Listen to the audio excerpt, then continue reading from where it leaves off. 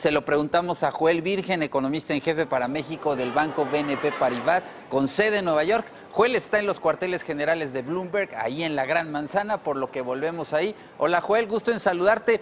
Esta semana escribiste sobre esto que acabo de comentar en tu artículo para El Financiero. No había habido en mucho tiempo tanta incertidumbre como ahora sobre la presentación de un paquete presupuestal. ¿Qué dudas esperarías que respondiera este documento? Hola Víctor, buenas tardes. Pues sí, la verdad es justo hacer dos puntualizaciones. La gran incertidumbre y la gran expectativa entre el nuevo paquete fiscal, que efectivamente desde mi percepción es una de las más altas de los últimos años. Yo creo que tiene que ver con dos puntos. Uno, recordemos que llevamos algunos años en un proceso de consolidación fiscal después de que observamos un deterioro en los niveles de deuda pública durante los primeros años de la administración pasada. Así que ya los niveles de deuda y déficit estaban en la mira de los participantes del mercado y de las calificadoras crediticias. Así que ya era una variable de por sí importante. Y un segundo punto, la nueva administración ha puesto de manifiesto un ambicioso plan de gasto y considerando que nuestra percepción es que es muy limitado el espacio para rebalancear el presupuesto y no vemos muchas señales de mayores ingresos, pues se ha vuelto todo un reto el anticipar cómo es que se va a generar o se va a proponer un superávit primario. Yo creo que ese es el punto importante a subrayar aquí. Joel, sobre el proyecto de ingresos, lo que ha dicho el nuevo gobierno es que no se incrementarán los impuestos en términos reales y que no habrá tampoco nuevos gravámenes. ¿Hay dudas sobre su programa fiscal? Pues sí, yo creo que definitivamente la primera escala importante en el análisis del paquete fiscal va a ser la propuesta de ingresos, sobre todo la estimación de esta. Recordemos, su estimación va más allá de simplemente evaluar si los supuestos macroeconómicos son razonables o no. Ya de por sí este es un punto importante. Veremos y analizaremos cuánto se está tomando en cuenta en términos de crecimiento, en términos de inflación, pero también muy importante en términos de pronóstico para la mezcla mexicana del petróleo y tipo de cambio. Pero no solo son, creo yo, los supuestos macroeconómicos los clave para analizar la parte de la estimación del ingreso, sino las elasticidades. Recordemos que estos cálculos se hacen con elasticidades o con parámetros muy específicos respecto a en cuánto reaccionan los ingresos públicos al movimiento, por ejemplo, los precios del petróleo, tipo de cambio o crecimiento económico. Así que una primera gran escala en el análisis será la ley de ingresos y en particular no solo los supuestos macroeconómicos, sino sus elasticidades o su respuesta de cómo pueden afectar estos supuestos a los ingresos, y creo que esa es una escala importante. Por el lado del gasto que mencionabas antes, la pregunta es cómo financiar los programas que ha anunciado el presidente, como la nueva refinería o el Tren Maya, así como los apoyos a jóvenes, a personas mayores.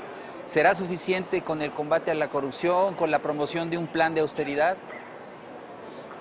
Lo que nos han dicho las autoridades, lo que nos han dibujado, es que también vendrá de algunos de incrementos en eficiencia, algunos ahorros que tienen que ver con la sustitución de programas de gasto social o la cancelación de algunos programas de gasto que estaban de alguna forma duplicados o dependencias del gobierno que se encontraban duplicados, pero también últimamente no hemos escuchado mucho la referencia a el plan que tienen para consolidar en particular el gasto público en términos de proveedores.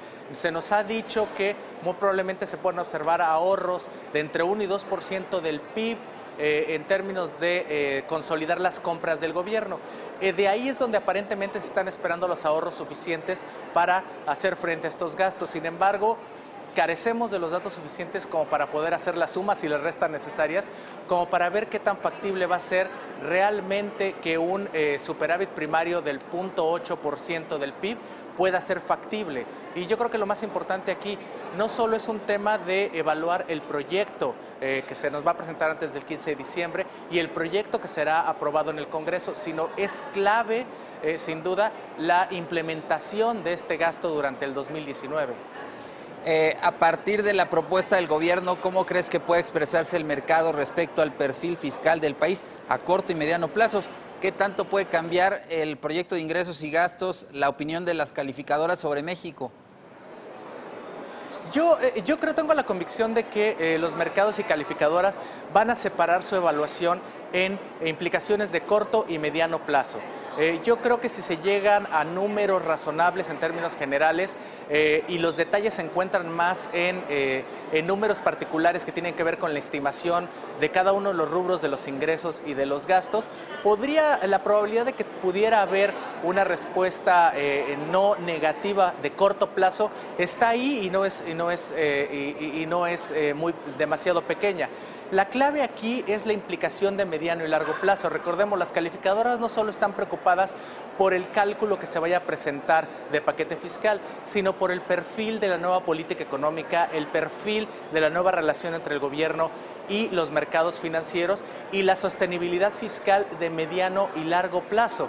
Igualmente, el Banco de México ha hecho muy explícito la separación de sus riesgos entre lo que tiene que ver con el corto plazo, donde algunas de las políticas y perfil fiscal de la nueva administración está presente, y también el tema de los riesgos estructurales o de largo plazo. Así que aquí seguramente podremos ver dos lecturas y no necesariamente tienen que estar alineadas de manera instantánea. Joel Virgen, muchísimas gracias por tus comentarios. Saludos en Nueva York. Gracias, buenas tardes.